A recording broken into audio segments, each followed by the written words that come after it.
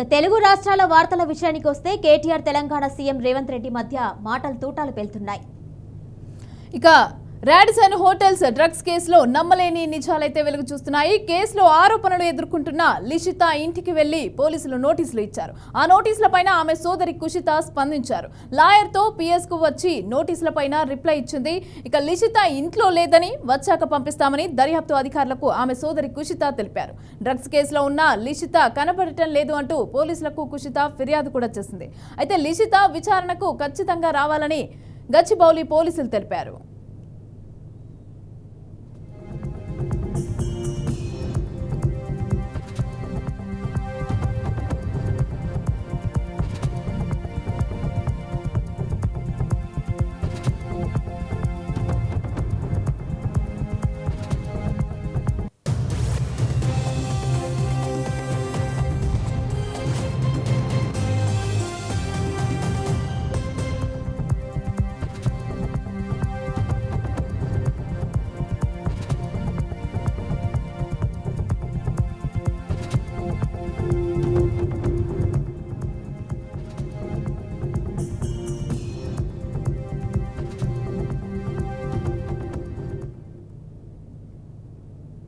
రెడీగా ఈ అంశానికి సంబంధించి పూర్తి డీటెయిల్స్ మా ప్రతినిధి లిఖిత అందిస్తారు. లిఖిత చెప్పండి, లిషిత కనిపించట్లేదు అనేసి అని చెప్పి తన సోదరి కుషిత అయితే పోలీసులకు చెప్పడం జరిగింది. అయితే ఎక్కడికి వెళ్ళింది ఏంటి, మరి పోలీసులు అయితే హాజరవ్వాలి విచారణకు అనేసి అని చెప్పడం అయితే జరుగుతోంది. అయితే అసలు ఏం జరిగింది? అయితే ఈ కేసులో చాలా వరకు కూడా ఈ నిందితులు ఎవరైతే ఉన్నారో వారందరూ కూడా చాలా ఎక్కువ మోతాదులో వీళ్ళు పరారీలో ఉన్నట్లయితే తెలుస్తుంది. దీనికి సంబంధించి ఇప్పటికే పోలీసులు వారి యొక్క కాల్ డేటాకు సంబంధించి పూర్తి సమాచారాన్ని అయితే తెప్పించుకునే ప్రయత్నం చేస్తున్నారు. అండ్ అంతేకాకుండా చాలా మంది ఇళ్లకు కూడా నోటీసులు అయితే వెళ్ళాయి. వారి యొక్క ఇంటి అడ్రస్లు కావచ్చు, కాల్ డేటాకు కావచ్చు, దానికి సంబంధించి వారు ఇంతకుముందు ఎవరెవరితో మాట్లాడారు, ఎక్కడెక్కడ పార్టీలు చేసుకున్నారు, ఏ టైంలో ఎక్కడెక్కడ ఉన్నారు అనే వివరాలు కూడా బయటికి తీసే ప్రయత్నం చేస్తున్నారు. అంతేకాకుండా ఇంట్లకు కూడా చాలా వరకు నోటీసులు అయితే పంపించారు. వెంటనే వారు ఏదైతే ఇప్పుడు శుక్రవారం రోజు జరగబోయే విచారణ ఉందో దానికి హాజరు కావాలంటూ కూడా కుటుంబ సభ్యులకు కూడా ఈ యొక్క సమాచారాన్ని అయితే అందించడం జరిగింది. వారు ఎక్కడికి వెళ్ళారు ఏంటి అనే వివరాలు అయితే త్వరలోనే తెలియనుంది. అంతేకాకుండా ఇప్పటికే ప్రతి పోలీస్ స్టేషన్ లో కూడా వీరికి సంబంధించి కొంతమంది బెంగళూరులో ఉన్నారంటూ, మరి కొంతమంది చెన్నైలో ఉన్నారంటూ వస్తున్న వార్తలకు సంబంధించి కూడా ఆ యొక్క పోలీస్ స్టేషన్స్ కూడా ఇప్పటికే సమాచారం అయితే అందించడం జరిగింది. త్వరలోనే ఈ నిందితులు ఎవరైతే ఉన్నారో వారిని తప్పకుండా ట్రేస్ అవుట్ చేస్తామని పోలీస్ అధికారులు అయితే చెప్పడం జరుగుతుంది. అయితే ఇప్పుడు లిషిత ఎక్కడుంది అనే విషయం అయితే ఇప్పుడు బయటికి రాలేదంటారు. ఒకవేళ పోలీసులు ఏం చెప్తున్నారు మరి? దీనికి సంబంధించి క్రిష్ కూడా ఉన్నట్టుగా తెలుస్తోంది, అలాగే సందీప్ కూడా ఉన్నట్టుగా తెలుస్తోంది. అయితే ఏ విధంగా చూడొచ్చు దీన్ని మరి?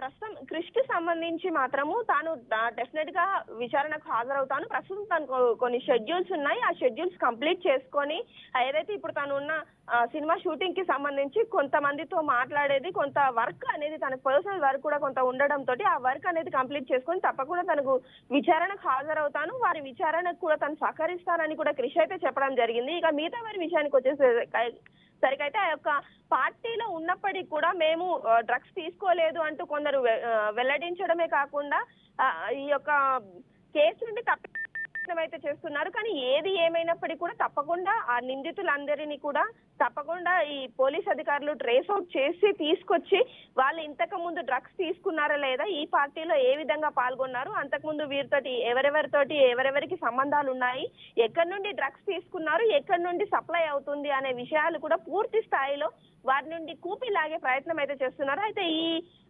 పర్టికులర్ గా ఈ రాడిసన్ కేసులో చూసుకున్నట్లయితే చాలా వరకు కూడా ఇటు సినీ తారలు, అటు సందీప్ కిషన్ కావచ్చు, ఇటు మరికొంతమంది డైరెక్టర్లు కావచ్చు, ఇంకొంతమంది సినీ తారలు కూడా ఉన్నట్లయితే తెలుస్తోంది. గతంలో కూడా చాలా మంది పేర్లు అయితే బయటకు వచ్చాయి. పర్టికులర్ గా ఈ రాడిసన్ హోటల్ కి సంబంధించి మాత్రము చాలా మంది బడా బాబులు ఇందులో ఇన్వాల్వ్ అయి ఉన్నారని అయితే తెలుస్తోంది. వారికి సంబంధించిన పూర్తి స్థాయిలో ఆధారాలతోటైతే బయట పెట్టాలనే ఉద్దేశంతో పోలీసులు విచారణ చేపడుతున్నారని అయితే క్లియర్ కట్ గా తెలుస్తోంది.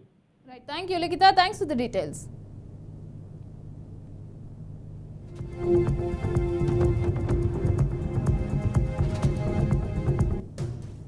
తెలంగాణ సీఎం రేవంత్ రెడ్డికి మాజీ మంత్రి కేటీఆర్ సవాల్ విసిరారు. దమ్ముంటే సీఎం పదవికి రాజీనామా చేసి మల్కాజ్గిరి ఎంపీ స్థానం నుంచి పోటీ చేయాలి అన్నారు. తాను కూడా ఎమ్మెల్యే పదవికి రాజీనామా చేసి పోటీ చేస్తా అన్నారు. ఏ మాత్రం ధైర్యం ఉన్నా రేవంత్ తన సవాల్ను స్వీకరించాలని డిమాండ్ చేశారు. ఒక్క సీటైనా ఎందుకు మల్కాజ్గిరిలోనే తేల్చుకుందామని ప్రతి సవాల్ విసిరారు. సేఫ్ గేమ్ వద్దని డైరెక్ట్ ఫైట్ చేద్దామన్నారు. దమ్ముంటే లోక్సభ ఎన్నికల్లో ఒక్క సీటైనా గెలిచి చూపించు అంటూ రేవంత్ రెడ్డి విసిన సవాల్కు కేటీఆర్ స్ట్రాంగ్ కౌంటర్ ఇచ్చారు. రైతు భరోసా స్టార్ట్ చేయి 70 లక్షల రైతు మహాలక్ష్మి స్టార్ట్ చేయి 1,67,00,000 మంది ఆడబిడ్డలు ఉన్నారు. నెలకు 2,500 ఇస్తానన్నాం. స్టార్ట్ చేయి నేను కూడా అడగవచ్చు. నేను ఇవన్నీ ఏమనట్లేదు. ఒక్క సీట్ అయినా గెలవము అనే మాట మాట్లాడే కదా. నీకు నిజంగానే దమ్ముంటే రేవంత్ రెడ్డి గారు నేను సవాల్ చేస్తా ఉన్నా. నేను నా సిరిసిల్ల ఎమ్మెల్యే పదవికి రాజీనామా చేసి వస్తా. నువ్వు నీ ముఖ్యమంత్రి పదవికి కొడంగల్ ఎమ్మెల్యే పదవికి రాజీనామా చేసిరా. నీ సిట్టింగ్ సీటు మల్కాజ్గిరిలో ఇద్దరం కొట్లాడదాం. ఆ ఒక్క సీట్లోనే తేల్చుకుందాం. ఈ రాష్ట్రం అంతా అతలాకుతలం చేయాల్సిన అవసరం లేదు. ఆ ఒక్క సీట్లోనే నేను వస్తాను మా పార్టీ తరఫున, నీ తరఫున నూరా నీ కాంగ్రెస్ పార్టీ తరఫున అక్కడ తప్పకుండా తేల్చుకుందాం. ఎందుకంటే ఒక్క సీటు గెలవను అని మాట్లాడుతున్నాం. మరి నీ మల్కాజ్గిరి పార్లమెంట్ సీట్లో అసలు ఎన్ని ఎమ్మెల్యేలు గెలిచింది కాంగ్రెస్ పార్టీ? గుండుస్తున్నా. ఎంతమంది కార్పొరేటర్లు గెలిచారు నీ మల్కాజ్గిరి పార్లమెంట్ పరిధిలో? కాబట్టి గెలుపు ఓటములు అనే వాటిని పట్టుకొని దాన్ని ఎక్కువగా ఊహించుకొని తన శక్తి సామర్థ్యాలు తాను ఎక్కువ ఊహించుకొని ఇవాళ మాట్లాడుతున్న రేవంత్ రెడ్డి గారికి నిజంగానే ధైర్యం ఉంటే, నిజంగానే దమ్ము ఉంటే, తెగువ ఉంటే నువ్వురా కొడంగల్ ఎమ్మెల్యే పదవికి రాజీనామా చేయి, ముఖ్యమంత్రి పదవికి రాజీనామా చేయి. మన మల్కాజ్గిరిలో నీ పార్టీ అభ్యర్థిగా నువ్వురా. నేను కూడా నా ఎమ్మెల్యే పదవికి రాజీనామా చేసి నేను కూడా వస్తాను. అక్కడే తెచ్చుకుంటాను. కొంతకాలంగా వివాదాస్పదమవుతున్న విశాఖ రుషికొండ పైన చేపట్టిన ప్రభుత్వ నిర్మాణాలు ప్రారంభమయ్యాయి. ఇక అభివృద్ధి జరిగిన రుషికొండ రీస్టార్ట్ పేరిట ఇన్విటేషన్ కార్డులు అయితే పంచి కేవలం ముఖ్య నాయకుల సమక్షంలో ప్రారంభించడం జరిగింది. అయితే పర్యాటక శాఖ మంత్రి రోజా, ఉత్తరాంధ్ర రీజనల్ కోఆర్డినేటర్ వైవి సుబ్బారెడ్డి, మంత్రి గుడివాడ అమర్నాథ్, ఇతర వైసీపీ ఎమ్మెల్యేల సమక్షంలో ఈ కార్యక్రమం అయితే జరిగింది. అయితే ఈ కార్యక్రమానికి మీడియాను కూడా అనుమతించలేదు. రుషికొండ పైన దాదాపు 9 ఎకరాల్లో నూతనంగా భవనాలు నిర్మించడం జరిగిందని, అంతర్జాతీయ స్థాయిలో రిసార్ట్లు అలాగే నిర్మించామని మంత్రి గుడివాడ అమర్నాథ్ అన్నారు. ఇది కేవలం ప్రభుత్వ ఆస్తి మాత్రమేనని, టూరిజం అభివృద్ధి చేయటం ప్రధాన లక్ష్యమని అన్నారు. అయితే ఈ ప్రాంతంలో అభివృద్ధి చేయటం ప్రతిపక్షాలకు ఇష్టం లేదని, చాలా సార్లు కూడా గొడవలు కూడా సృష్టించారని గుర్తు చేశారు. టూరిజం ప్రాజెక్ట్ ఋషికొండలో నూతనంగా నిర్మించినటువంటి దాదాపు 9.88 ఎకరాల విస్తీర్ణంలో గతంలో 2.5-3 దశాబ్దాల క్రితం నిర్మించినటువంటి హరిత హిల్ రిసార్ట్ ఏదైతే ఉండేదో దానికి సంబంధించి బాగా పాతబడిపోవడం, నూతనంగా విశాఖపట్నం నగరానికి తగ్గట్టు అన్ని హంగులతో ఒక ఇంటర్నేషనల్ స్టాండర్డ్స్ ఒక రిసార్ట్ నిర్మించాలని చెప్పి ఆ ప్రభుత్వం నిర్ణయం తీసుకోవడం, అందులో భాగంగా దాదాపు 400 కోట్ల రూపాయలతో రిసార్ట్ నిర్మాణం పూర్తి చేయడం, దానికి సంబంధించి ఈరోజు మంచి రోజు అని చెప్పి ఏదైతే పురోహితులు ఇచ్చినటువంటి వారి సలహా మేరకు ఈరోజు ప్రారంభోత్సవం కూడా పెద్దలు స్వరూపానంద సరస్వతి గారు, అలాగే సంబంధించినటువంటి శాఖ మంత్రి రోజా గారు, పెద్దలు సుబ్బారెడ్డి గారు వాళ్ళందరి సమక్షంలో ఈరోజు లాంఛనంగా ప్రారంభించడం జరిగింది. ఇక జాతీయ వార్తల విషయానికి వస్తే కేంద్ర కేబినెట్ పలు కీలక నిర్ణయాలు తీసుకుంది. సిబిఐ నోటీసులపై మాజీ సీఎం అఖిలేష్ యాదవ్ స్పందించారు. ఆడవారిని వేధిస్తున్న బెంగాల్ టీఎంసీ నేత షేక్ షాజహాన్ పోలీసులకు దొరికాడు. ఇక నేషనల్ న్యూస్ చూసుకుంటే కేంద్ర కేబినెట్ సమావేశం ముగిసింది. ఇక పలు కీలక నిర్ణయాలైతే తీసుకుంది. పీఎం సూర్యఘర్ యోజనకు కేంద్ర మంత్రివర్గం ఆమోదం తెలిపింది. 1 కోటి గృహాలకు ఉచితంగా సోలార్ విద్యుత్ అందించడమే పథకం లక్ష్యం. ఇక మొత్తం 75,021 కోట్ల రూపాయలతో పథకాన్ని రూపొందించారు. పథకం కింద 300 యూనిట్ల ఉచిత కరెంట్ అందుతుంది. రూఫ్ టాప్ సోలార్ ఏర్పాటుకి వెబ్సైట్లో దరఖాస్తుల స్వీకరణ ఉంటుంది. ఇక ఈ నెల 13న పథకాన్ని ప్రారంభించారు ప్రధాని మోదీ. मुझे एक एक्स अमाउंट का लोन चाहिए, उसके ऊपर जो रेपो रेट है उसके बाकी जगह ज्यादा रहता है इंटरेस्ट रेट, यहाँ पे अधिकतम सीमा जो तय की है 0.5% उसके ऊपर चाहिए। और जब मेरी आमदन होगी, जब मेरा उत्पादन होगा 3 किलोवाट के यूनिट से, उसमें पहले 300 यूनिट मुझे मुफ्त में मिलेंगे। उसके जो अतिरिक्त यूनिट्स हैं वो नेट मीटरिंग के माध्यम से बिकेंगे।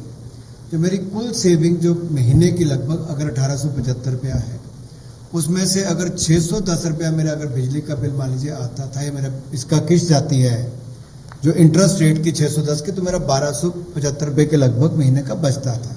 सालाना मिला के वो 15,000 रुपये बनता है।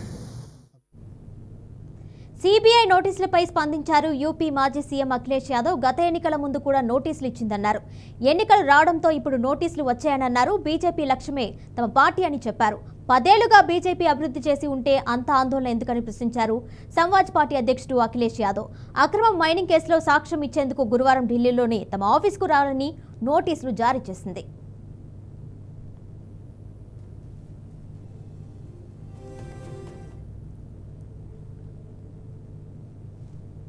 100 కోట్ల రూపాయల విలువైన అక్రమ మైనింగ్ కుంభకోణానికి సంబంధించి 2019 సిబిఐ కేసు నమోదు చేసింది. ఇక గనుల తవ్వకం పైన జాతీయ హరిత ట్రైబ్యునల్ నిషేధం ఉన్న 2012-16 మధ్య కాలంలో అనుమతి ఇచ్చారు అప్పటి యూపీ ప్రభుత్వం. ఇక ఆ సమయంలో అఖిలేష్ సీఎంగా ఉన్నారు. 2012-13లో గనుల శాఖ మంత్రిగాను వ్యవహరించారు. ఇక 13 ప్రాజెక్టుల లీజు పైన సంతకం చేశారు. ఈ కేసులో మొత్తం 11 మంది పైన సిబిఐ ఎఫ్ఐఆర్లు దాఖలు చేసింది.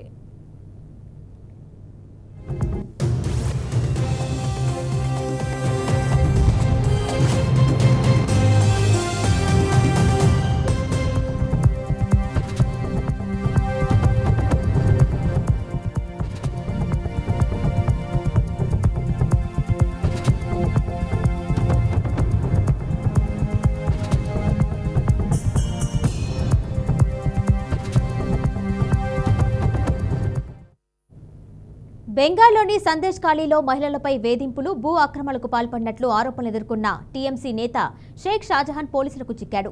ఉత్తర 24 పరగణాల జిల్లా మినాకాలో ఆయన్ను అదుపులోకి తీసుకున్నారు పోలీసులు. ఇవాళ వేకుజామున 3 గంటలకు అదుపులోకి తీసుకున్న పోలీసులు బసీర్హత్ కోర్టులో హాజరుపరిచారు. న్యాయస్థానం షేక్ షాజహాన్కు 10 రోజుల పోలీస్ కస్టడీ విధించింది. వెంటనే పోలీసులు ఆయన్ని తమ కస్టడీలోకి తీసుకున్నారు. జనవరి 5న రేషన్ పంపిణీ భూ కుంభకోణం కేసు విచారణకు షాజహాన్ ఇంట్లో తనిఖీకి ఎన్ఫోర్స్మెంట్ డైరెక్టరేట్ టీం వెళ్లింది. ఈడీ బృందంపై సుమారు 1000 మందికి దాడికి పాల్పడ్డారు. ఘటన జరిగిన రోజు నుంచి ఆయన కనిపించలేదు.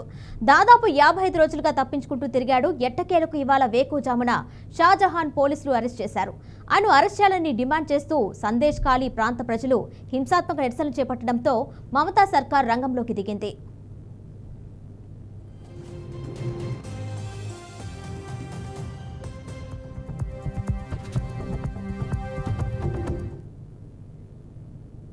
అంతర్జాతీయ వార్తల విషయానికి వస్తే సోవియట్ యూనియన్ మాజీ ప్రధాని నికోలియం రిజకోవ్ కన్నుమూశారు. ఇక ఐసీసీ ర్యాంకింగ్స్ లో యశస్వి జైస్వాల్ దూసుకుపోతున్నాడు. టెక్సాస్ లో కార్చిచ్చు కొనసాగుతోంది. డీటెయిల్స్ చూస్తే సోవియట్ యూనియన్ కు ప్రధానిగా బాధ్యతలు నిర్వర్తించిన నికోలియన్ రిజోకోవ్ ఇవాళ తుదిశ్వాస విడిచాడు. సోవియట్ యూనియన్ ఆర్థికంగా పతనమవుతున్న తరుణంలో ఆ పతనాన్ని అడ్డుకోవడానికి రిస్కో శాయశక్తులు శ్రమించారు. మిఖాయిల్ గోర్చేవ్ దేశాధినేతగా ఉన్నప్పుడు 6 ఏళ్ల పాటు ఆయన ప్రధానిగా బాధ్యతలు నిర్వహించారు. ప్రైవేట్ రంగాన్ని ప్రోత్సహించడంతో పాటు ఆర్థిక, రాజకీయ వాతావరణాన్ని మార్చేందుకు ఆయన ఎన్నో చర్యలు తీసుకున్నప్పటికీ 1991లో సోవియట్ యూనియన్ పతనమైంది.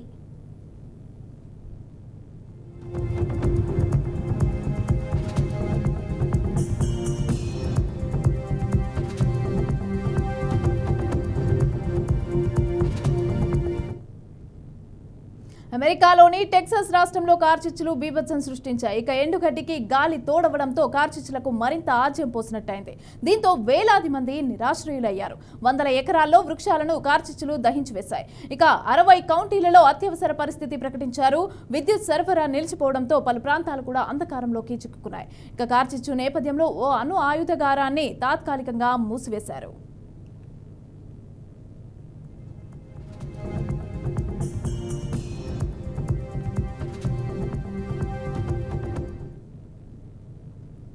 ఇంగ్లాండ్తో జరుగుతున్న టెస్ట్ సిరీస్లో దూకుడు మీదున్నాడు టీమిండియా ఆటగాడు యశస్వి జైస్వాల్. వరుసగా 2 డబుల్ సెంచరీలు చేశాడు యువ ఓపెనర్.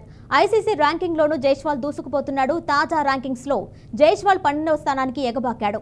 ఇంగ్లాండ్తో టెస్ట్ సిరీస్ ప్రారంభానికి ముందు 69వ స్థానంలో ఉన్న జైస్వాల్ ఒక్కో మ్యాచ్కు మెరుగైన ప్రదర్శన చేసి 12వ స్థానానికి ఎగబాకాడు. ఇక రాంచీ టెస్ట్లో ప్లేయర్ ఆఫ్ ద మ్యాచ్గా నిలిచిన వికెట్ కీపర్ ధ్రువ్ జురేల్ 69వ స్థానం దక్కింది.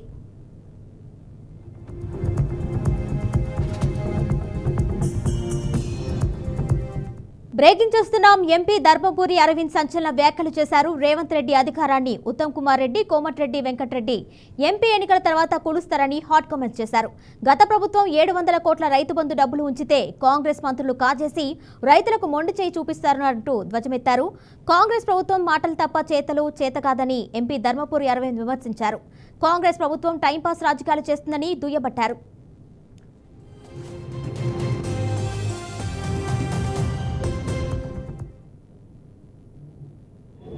ఉపవాస దీక్ష చేయమన్నారు నరేంద్ర మోడీ గారిని. ప్రాణ ప్రతిష్ఠ ఆయన చేతుల మీద అయోధ్యల చేయాలని 3 వద్దు చేయమంటే 11 రోజులు ఉపవాస దీక్ష చేసి రాముల వారిని అయోధ్యకి తీసుకొచ్చిండు, ప్రాణ ప్రతిష్ఠ చేసిండు నరేంద్ర మోడీ గారు. అటువంటి నాయకుడు ఈ గడ్డ మీదకి వచ్చి పసుపు బోర్డు, జాతీయ పసుపు బోర్డు అనౌన్స్ చేసి ఆయన కేబినెట్లో తీర్మానం పాస్ చేసి రాష్ట్రపతి ఉత్తర్వులు కూడా తీసుకొచ్చినాక ఇంకా రాజకీయం చేస్తున్నారు కాంగ్రెస్ వాళ్ళు. ఇలా పసుపు బోర్డు సాధించుకున్నాం. ఏమంటాడు కాంగ్రెస్ వాడు? విస్తీర్ణత తగ్గింది కాబట్టి పసుపు రేటు పెరిగింది. అరే బెవకు, విస్తీర్ణత జాతీయ స్థాయిలో పెరిగింది 1,50,000 ఎకరాలు. 2018-19 నుంచి మొదలు పెడితే 2022-23 దాకా 4 ఏళ్లలో 1,50,000 ఎకరాలు పెరిగింది.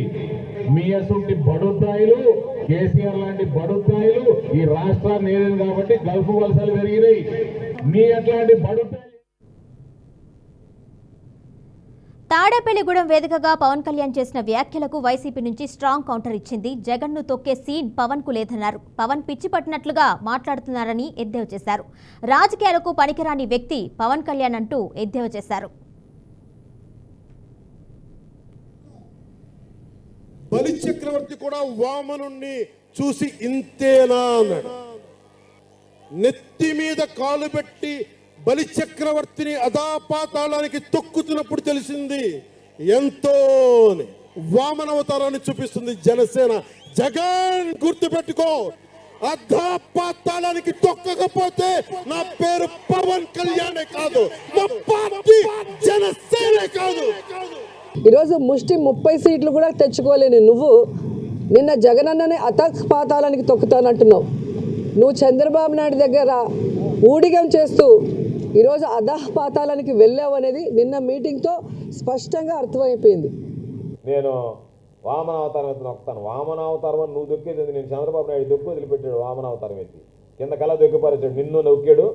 నువ్వు ఆ వామన అవతారం నువ్వు ఎత్తి చంద్రబాబు నాయుడు వామన అవతారం ఎత్తి నిన్ను కిందకు దొక్కితే పాతాళ లోకానికి, నువ్వు వామన అవతారం ఎత్తి నీ కార్యకర్తల్ని నిన్ను నమ్ముకున్నటువంటి నాయకులు వాళ్ళని పాతాళానికి దొక్కిపెట్టావు. ఇది మీరు చేసినటువంటి పనులు. ఏంటంటే ఆయన వామన అవతారం ఎత్తాడు, నువ్వు వామన అవతారం ఎత్తాడు. ఆయన నిన్ను దొక్కాడు, నువ్వు కార్యకర్తల నాయకులను దొక్కాడు.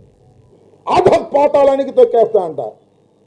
నిన్ను పుట్టించిన వాడు రావాలి అధపాతాళానికి. జగన్మోహన్ రెడ్డి గారిని తొక్కడానికని మనం చేస్తున్నాం. జగన్మోహన్ రెడ్డి గారిని అధపాతాళానికి తొక్కగలిగినటువంటి శక్తి నీకుందా? ఒకసారి ఆలోచించుకో. నీ అంతరాత్మను అడుగు. ఒంటరిగా గుండె మీద చేసుకుని ఆలోచన చేయమని మనవి చేస్తున్నా. జగన్మోహన్ రెడ్డి గారి గురించి మాట్లాడే నైతిక హక్కు లేనటువంటి వ్యక్తివి నువ్వు. తొక్కకపోతే నా పేరు పవన్ కళ్యాణ్ కాదని. నీ పేరు అసలు పవన్ కళ్యాణే కాదు. రాసుకో, వాళ్ళు చెప్తున్నా.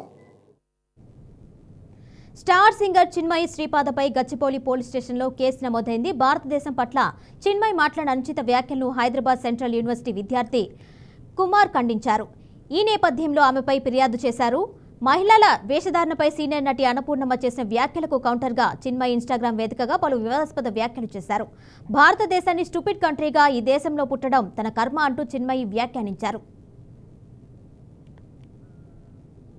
చేయాలి అన్నటువంటి మైండ్ సెట్స్ ఉన్న సొసైటీ ఇది. అప్పుడు ఈ రేప్ కల్చర్ని ఎంకరేజ్ చేస్తున్నటువంటి స్పీచ్లు ఇస్తుంటే బేసిక్లీ అమ్మాయిలు ఇలా డ్రెస్ చేసుకోవటం వల్ల, జుట్టు ఇలా ఉంచుకోవటం వల్ల, బొట్టు పెట్టుకోలేదు కాబట్టి, బికాస్ ఇవన్నీ నేను వేసుకోలేదు కాబట్టి నేను చెప్తున్నా, నో బొట్టు, జుట్టు ఓపెన్ అండ్ షార్ట్ క్లోత్స్ వేసుకుంటున్నారు కాబట్టి all of this sexual assault is happening on women only because of women అన్నది ఇస్ కాల్డ్ రేప్ కల్చర్. అయినా నిజంగా ఎటువంటి దుష్కర్మ ఉంటే ఇటువంటి భారతదేశంలో అమ్మాయిలుగా పుట్టడం ఎంత పెద్ద ఒక బ్యాడ్ కర్మ అన్నది ఇప్పుడే you know I'm thinking why should we be born as women in this stupid country where we're getting advices from people. అమ్మాయిలకి బయట ఏం పని, అమ్మాయిల్ని ఎందుకు చదివించాలి, అమ్మాయిలకి ఎందుకు డౌరీ ఇవ్వకూడదు, ఇటువంటి కాన్సెప్ట్స్ని ఆర్గ్యూ చేస్తున్నటువంటి డిఫెండ్ చేస్తున్న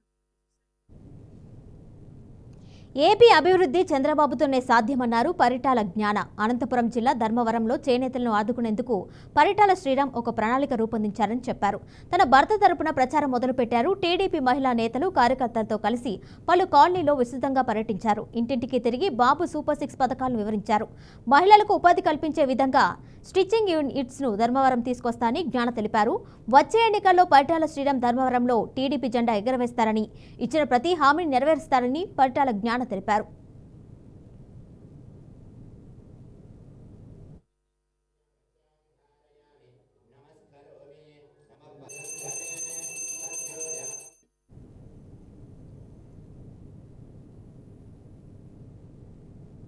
సీఎం జగన్ ఆశయాల మేరకు కర్నూలు వైసీపీ అభ్యర్థిగా పోటీ చేస్తున్నట్లు తెలిపారు. మాజీ ఐఏఎస్ అధికారి ఇంతియాజ్ అసమానతలు లేని సమాజం నిర్మించాలని అడుగులు వేస్తున్నట్లు చెప్పారు. వైసీపీ అమలు చేస్తున్న నవరత్నాలు ప్రజలకు మేలు చేశాయని తెలిపారు. ఇవాళ ఉదయం క్యాంపు ఆఫీసులో సీఎం జగన్తో ఆయన భేటీ అయ్యారు. అనంతరం అధ్యక్షుడు జగన్ సమక్షంలో వైసీపీ తీర్థం పుచ్చుకున్నారు. ఆ సమయంలో కర్నూలు వైసీపీ ఎమ్మెల్యే హఫీజ్ ఖాన్తో పాటు పలువురు నేతలు అక్కడే ఉన్నారు.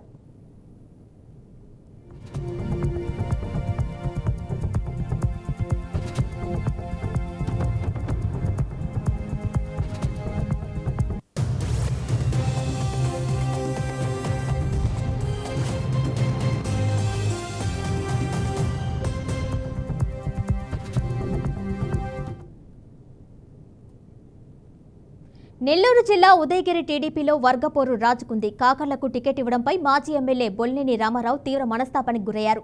కార్యకర్తలతో బొల్లినేని ఆత్మీయ సమావేశం ఏర్పాటు చేశారు. ఈ సమావేశంలో బోర్న విలపించారు. పార్టీ కష్టకాలంలో అండగా నిలబడ్డా అని, టికెట్ రానందుకు బాధగా ఉందన్నారు. ఉదయగిరిలో తప్పకుండా పోటీ చేస్తానని చెప్పారు. మరోసారి చివరగా చంద్రబాబుని కలుస్తానని తెలిపారు. టీడీపీలో బ్రోకర్లు రాజ్యమేలుతున్నారని ఆగ్రహం వ్యక్తం చేశారు. రియల్ ఎస్టేట్ వ్యాపారంలాగా బ్రోకర్లు టికెట్లు ఇప్పిస్తున్నారని ఆరోపించారు. చంద్రబాబు జైల్లో ఉన్నప్పుడు చాలా కష్టాలు పడ్డా అని, తన ఆవేదనను చంద్రబాబు అర్థం చేసుకోవాలి అన్నారు.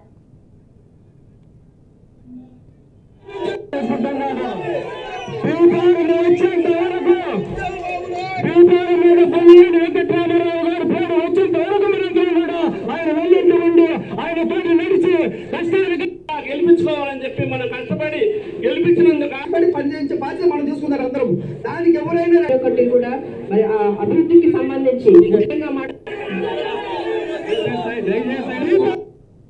అయినా కూడా టికెట్ అతనికి ఎలా వెళ్ళింది సార్? మీరు 8 మంది నాయకులు ఉన్నారు కదా, కలగట్టు మీద ప్రతి బంగారంగా పసిపెట్టి ఆడబెట్టి మీకు టికెట్ ఎందుకు ఇప్పలేకపోయారు? ప్రతి ఒక్కరు ఇదే నేను కోరుకుంటారు. దయచేసి బొల్లి రామారావు లాంటి మనిషిని ఎప్పుడు మనం తీసుకురాలేము. ఉదయగిరి గడ్డ అంటే బొల్లి రామారావు అడ్డాన్ని నిరూపించాలని చంద్రబాబు నాయుడు